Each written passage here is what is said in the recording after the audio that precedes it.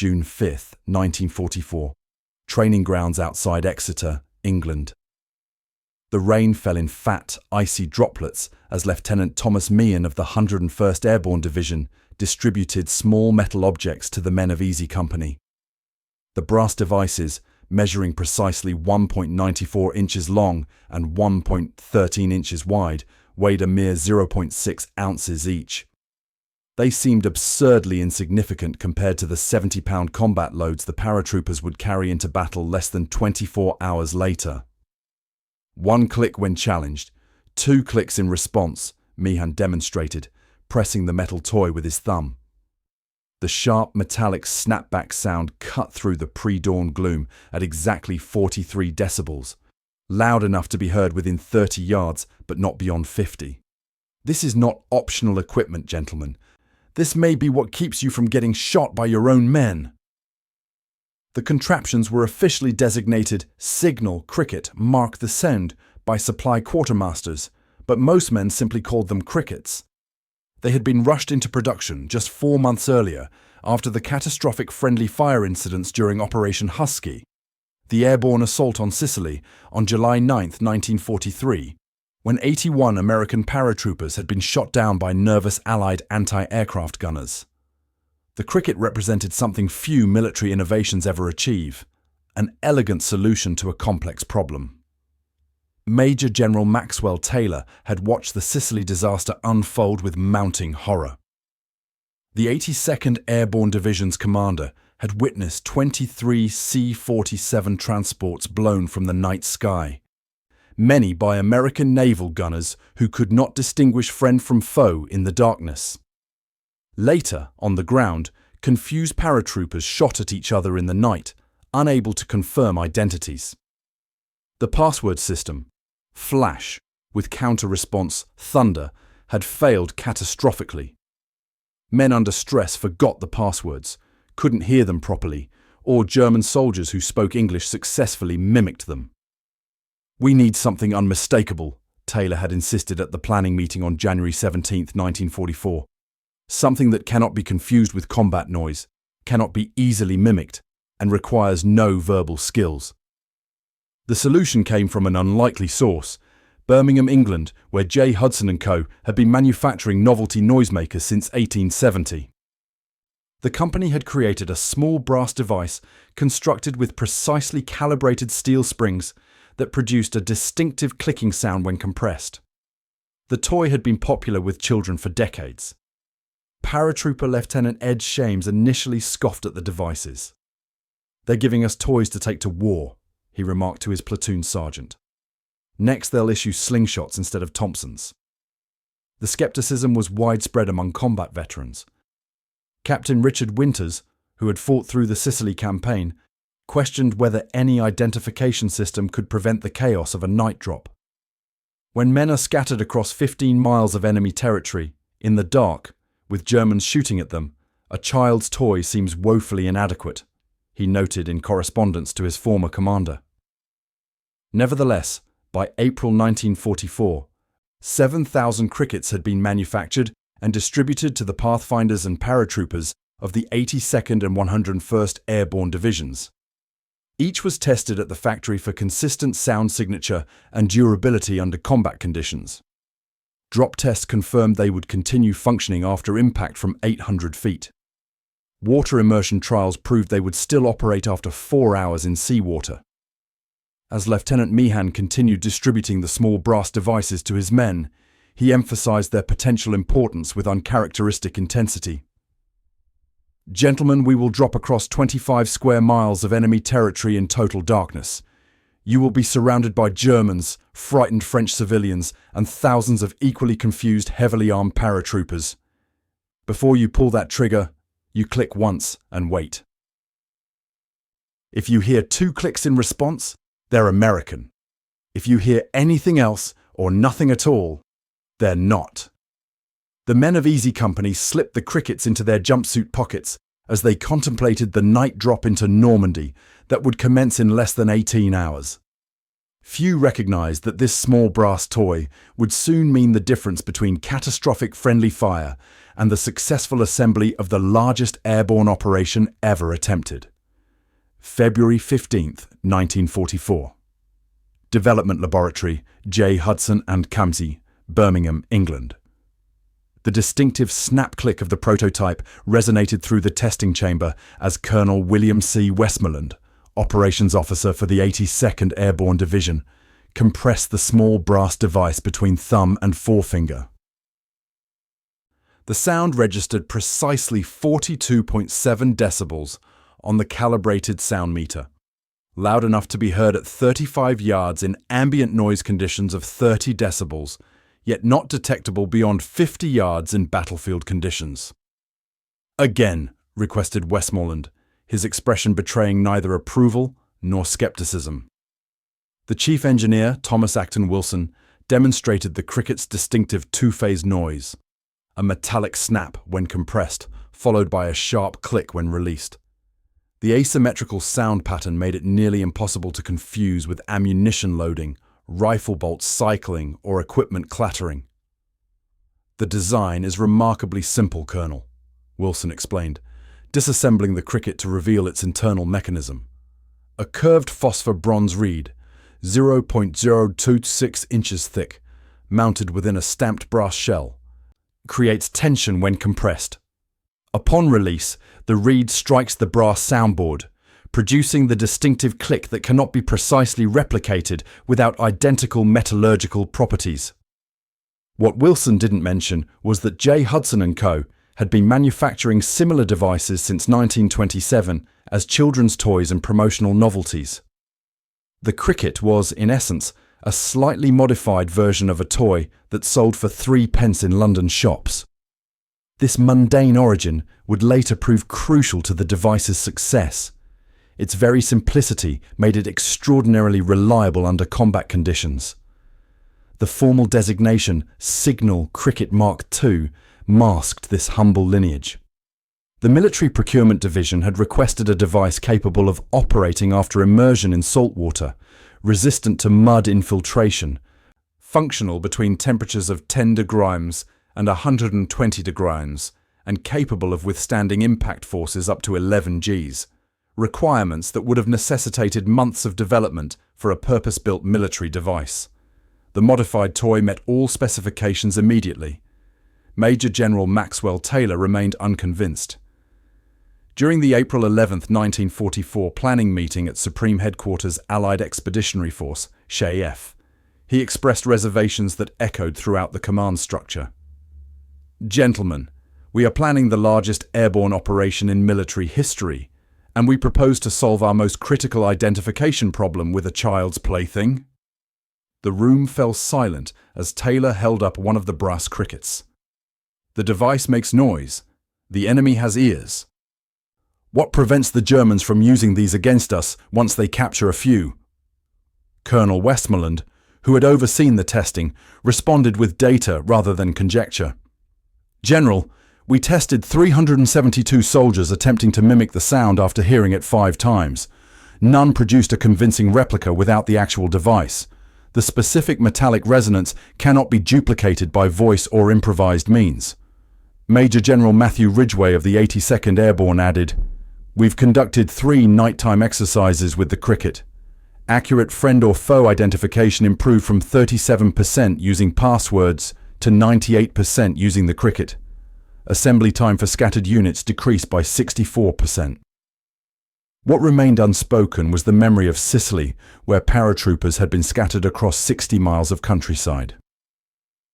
The password system had failed catastrophically when exhausted. Frightened men forgot the correct response or couldn't hear it clearly. 23 Americans had died by friendly fire before reaching a single enemy. Production began on April 27, 1944, with initial manufacturing of 7,500 units. Quality control testing was rigorous. Each cricket underwent 250 compression cycles, immersion testing, and sound verification. The rejection rate was less than 0.7%, extraordinarily low for military equipment. Distribution to frontline units commenced on May 23, 1944, precisely 14 days before the planned Normandy invasion. Each paratrooper received one cricket with explicit instructions to keep it accessible but secure.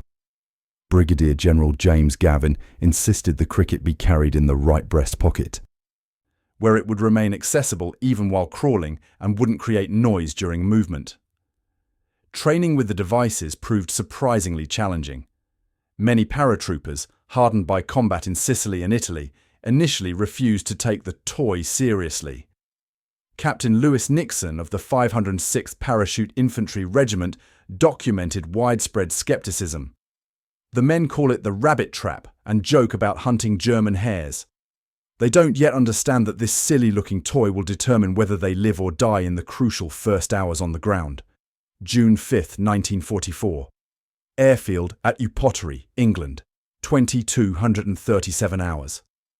The rain had stopped, but moisture still hung heavy in the air as Lieutenant Colonel Robert Wolverton gathered the men of 3rd Battalion, 506th Parachute Infantry Regiment. Illuminated by portable floodlights, 200 paratroopers stood in the wet grass, their faces blackened with burnt cork and oil. Each man carried equipment weighing 70 pounds, ammunition, weapons, medical supplies, and rations. Among these essentials, the small brass cricket seemed almost trivial, tucked securely into right breast pockets as ordered. "Men, I'm not a religious man, but I would like us to pray," Wolverton said, his voice cutting through the distant drone of aircraft engines warming up.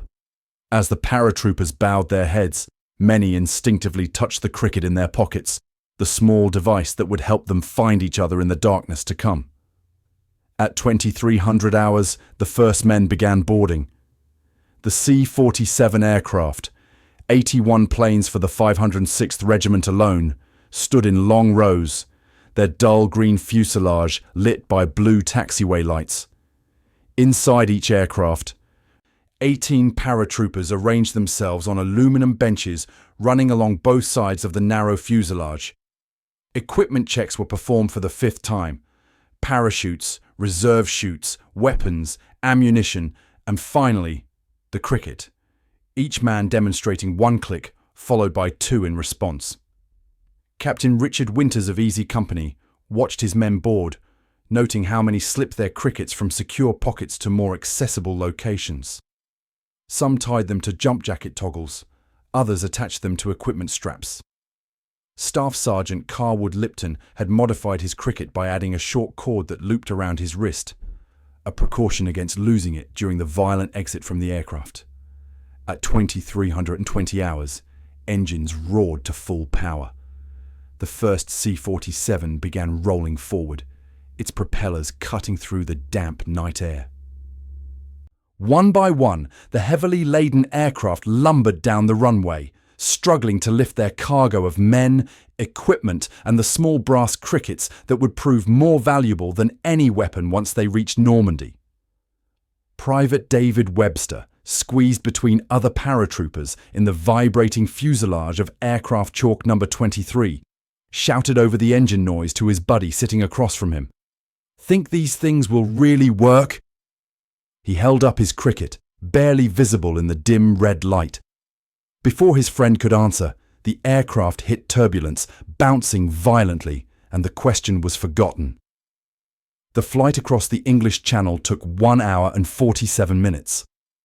As they approached the Normandy coast at 117 hours on June 6th, the calm flight erupted into chaos. German anti-aircraft guns opened fire, their tracers arcing through the night sky like deadly fireworks. The C-47s, flying in tight formation at 700 feet, began taking hits. "Stand up!" The jumpmaster's command sent men to their feet, hooking static lines to the overhead cable. "Hook up! Check equipment!" The red light above the door glowed ominously as the aircraft began evasive maneuvers, banking sharply to avoid the intensifying flak. Men staggered against each other, struggling to maintain balance in the violently moving aircraft. Through the open door, the countryside below was illuminated by explosions and tracer fire. The green light flashed on at 01199 hours. "Go! Go! Go!" Paratroopers rushed toward the door and jumped into the howling darkness, their bodies instantly caught by a 150-mile-per-hour wind blast. The shock of the opening parachute was followed by an eerie silence as men drifted down, scattered by winds and navigational errors far from planned drop zones. Private John Stedman landed hard in a flooded field, the impact driving him knee-deep into cold water. After struggling free, he found himself alone in complete darkness, with no idea where he was or which direction to go. The carefully planned drop zones and assembly areas meant nothing now.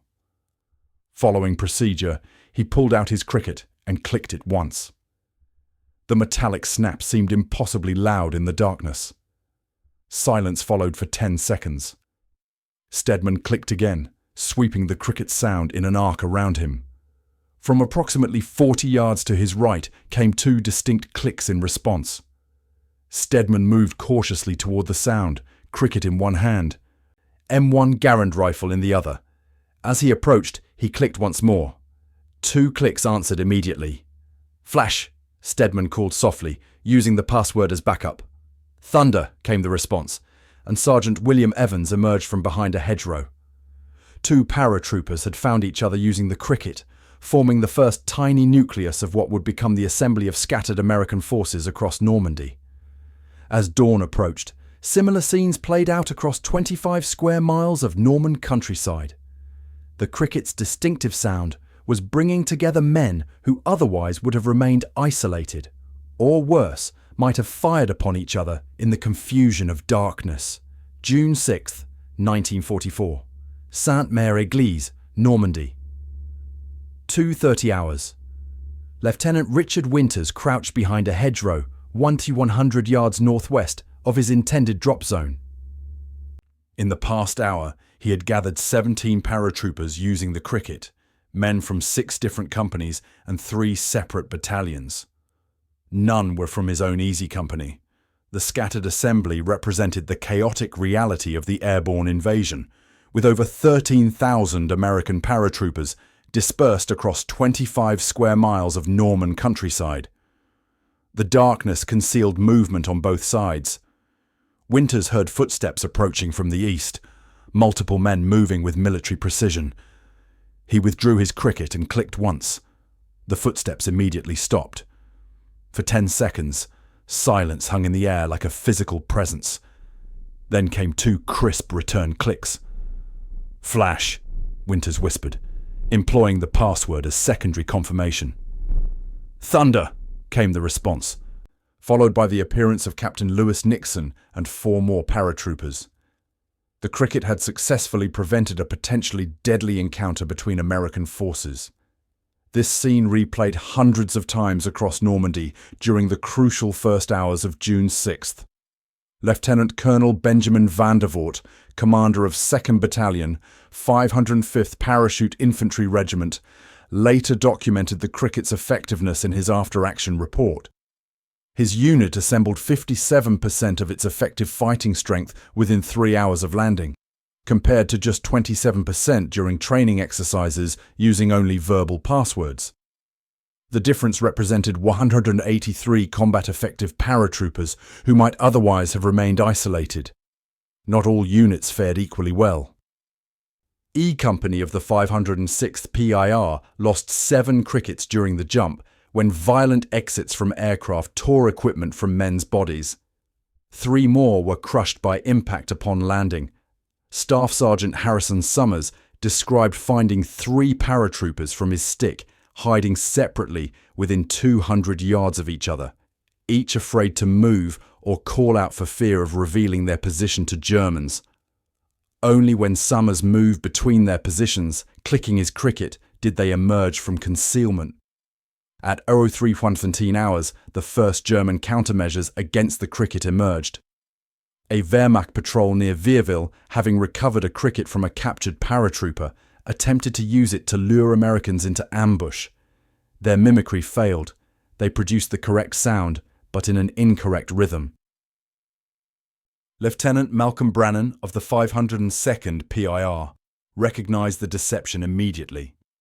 The German operator clicked twice initially, rather than once, revealing unfamiliarity with the protocol. The resulting firefight left 4 German soldiers dead and confirmed that the cricket's proper use required specific training. The Germans adapted quickly. By 0500 hours, reports reached Colonel Robert Sink of the 506th PIR that enemy patrols were attempting to mimic the cricket sound verbally. These crude imitations, soldiers making clicking sounds with their tongues against the roof of their mouth, proved ineffective. The distinctive metallic resonance of the actual cricket, with its precise acoustic signature, could not be convincingly replicated by human vocalization. Statistical analysis conducted after the invasion revealed the cricket's dramatic impact. During Operation Husky in Sicily 11 months earlier, friendly fire incidents had accounted for 14.8% of all American airborne casualties during the first 6 hours. At Normandy, with the cricket deployed, this figure fell to 0.9%, a 16-fold reduction. Documentary evidence compiled from after-action reports identified 57 specific incidents where paratroopers were nearly fired upon by fellow Americans before the cricket established their identity. The device proved particularly valuable during the assembly for critical tactical objectives. Major General Maxwell Taylor, having landed 2 miles from his intended drop zone, used his cricket to gradually gather a force of 75 men from scattered elements. This improvised unit successfully secured the vital causeway exit at La Fière, preventing German reinforcements from reaching Omaha Beach during the critical early hours of the invasion. Lieutenant Colonel Edward Krauss of the 505th PIR later credited the cricket with his unit's successful assembly and subsequent capture of Sainte-Mère-Église, the first French town liberated on D-Day. Without the cricket, we would have remained scattered individuals instead of becoming a cohesive fighting force, he reported to General Omar Bradley 3 days after the invasion.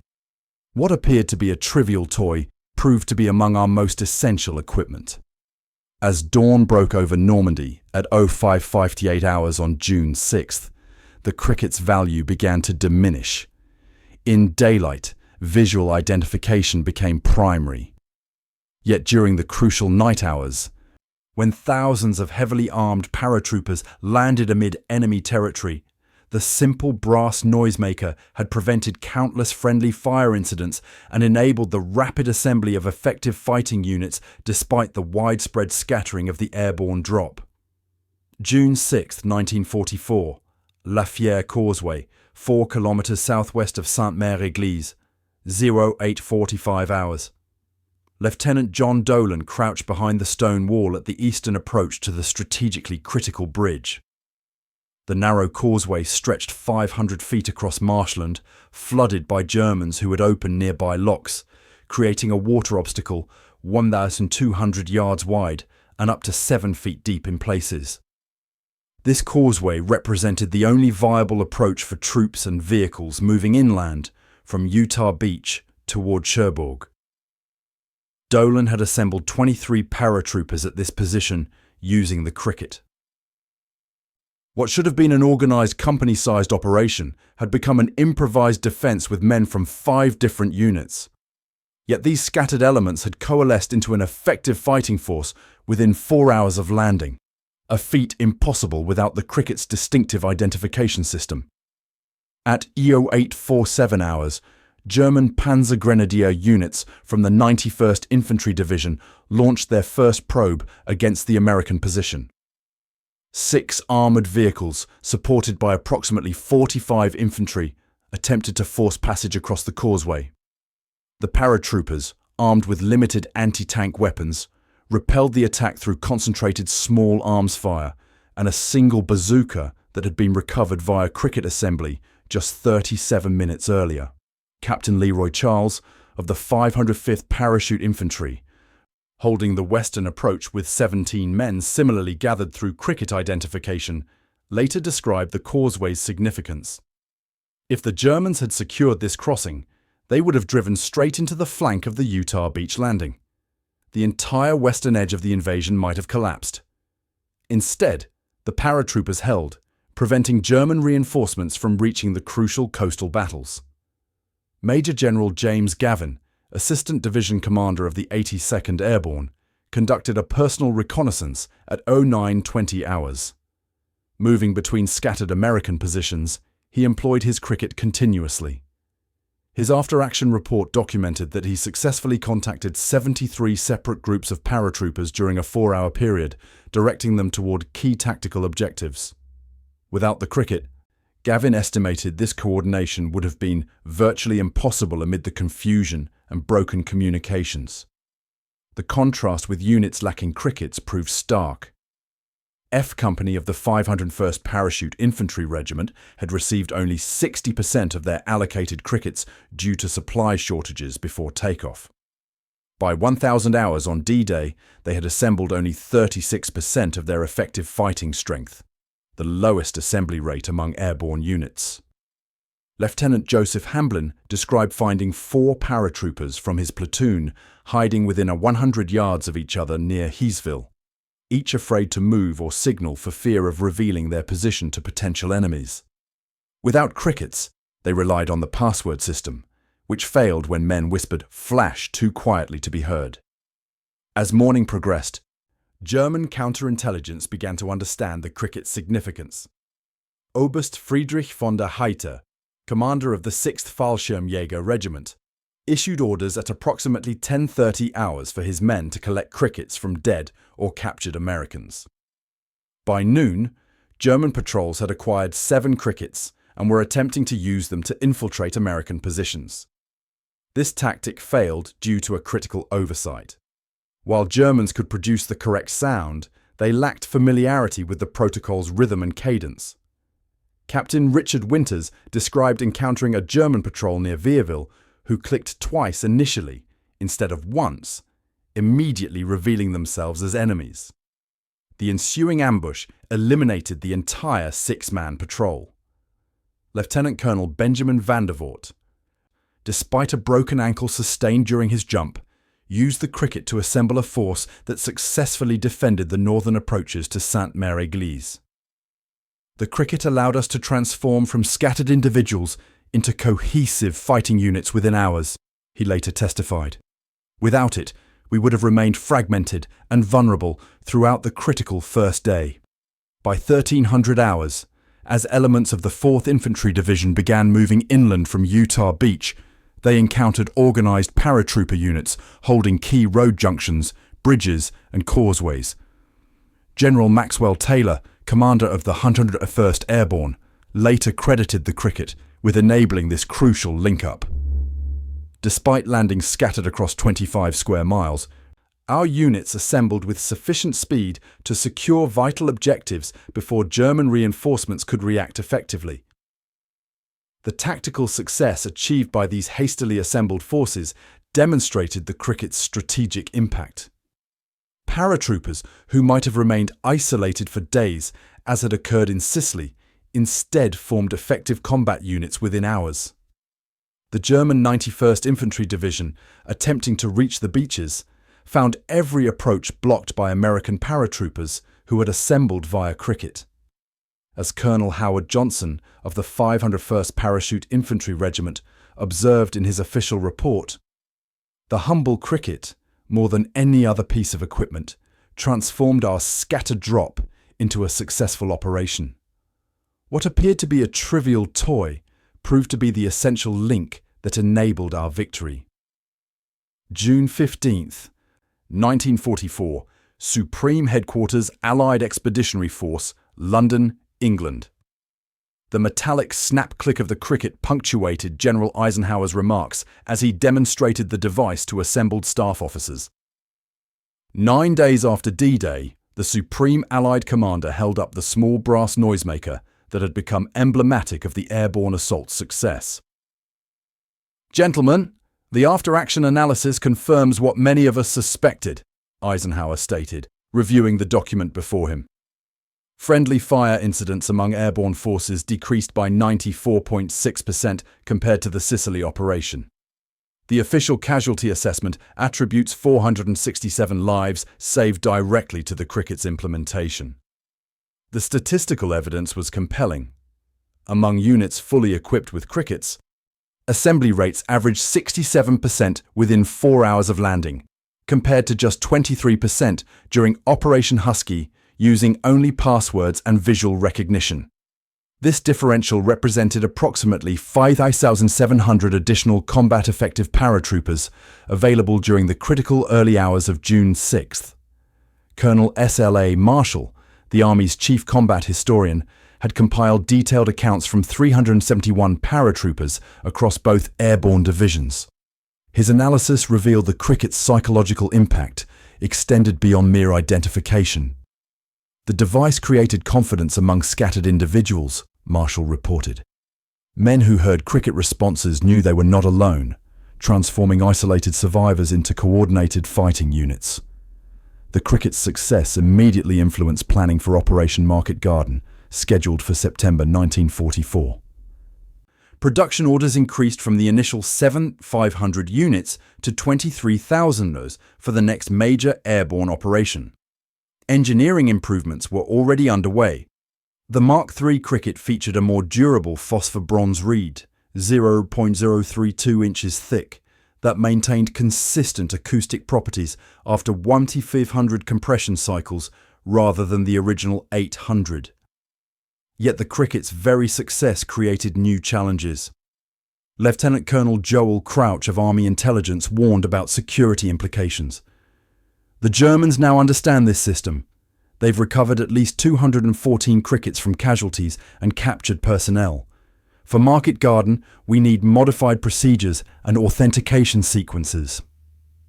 The solution implemented was a time-based clicking protocol, different sequences for different time periods. From H-hour to H+3, 1 click would be answered with 2. From H+3 to H+12, 2 clicks would be answered with 1. This rotation continued, preventing Germans from effectively using captured devices. First Lieutenant Frank Lillyman, who had led the Pathfinders into Normandy as the first American paratrooper to land on D-Day, offered the most poignant testimony. "I landed 2 miles from my intended drop zone, completely alone," he recounted. "Within 17 minutes, my cricket had assembled 9 men. Within 43 minutes, we had 23. Without the cricket, I would have spent hours searching, likely walking into German positions." The cricket's influence extended into unexpected domains. By August 1944, the British Special Operations Executive had adapted the device for resistance operations, creating a version with modified acoustic properties that could be distinguished from the airborne model. The Office of Strategic Services requested 1,200 units modified to produce triple-click capabilities for behind-lines operations in Germany. More significantly, the cricket inspired systematic development of modern identification friend or foe (IFF) systems. Project Cricket, initiated in September 1944 at MIT's Radiation Laboratory, applied electronic principles to the same challenge, creating reliable, secure identification under combat conditions. This research directly influenced post-war IFF systems that remain fundamental to modern military operations. Private Donald Burgett of the 101st Airborne, who fought from Normandy through Hitler's Eagle's Nest, later wrote, "That little toy saved more American lives than any other piece of equipment we carried, except perhaps the medical kits. Men who would have shot each other in confusion instead became instant comrades, organizing into effective fighting units within minutes of landing." The most eloquent testimony came from Staff Sergeant Harrison Summers, who had used his cricket to assemble the ad hoc force that captured the Mézières-au-Plain gun battery. "War creates a terrible isolation," he reflected in 1954. "You're surrounded by noise, confusion, and potential death from every direction. The cricket cut through that isolation. 1 click, 2 clicks in response. Suddenly you weren't alone anymore. You had comrades, a mission, a purpose." By war's end, over 34,000 crickets had been manufactured for Allied airborne forces. Their cost averaged $0.17 each in 1944 dollars, approximately $2.49 in modern currency. No other piece of military equipment delivered such decisive tactical advantage at such minimal cost. The cricket's legacy endures in modern military doctrine, emphasizing robust, redundant identification systems. What began as a child's toy became the progenitor of sophisticated electronic warfare systems. Yet the fundamental principle remains unchanged, creating absolute certainty about friend versus foe in the chaos of combat. The humble cricket, with its distinctive click-click, had saved D-Day from the friendly fire catastrophe that might have compromised the entire invasion. A simple brass toy had transformed scattered individuals into the coordinated fighting force that secured the vital inland objectives of the most significant Allied operation of World War II.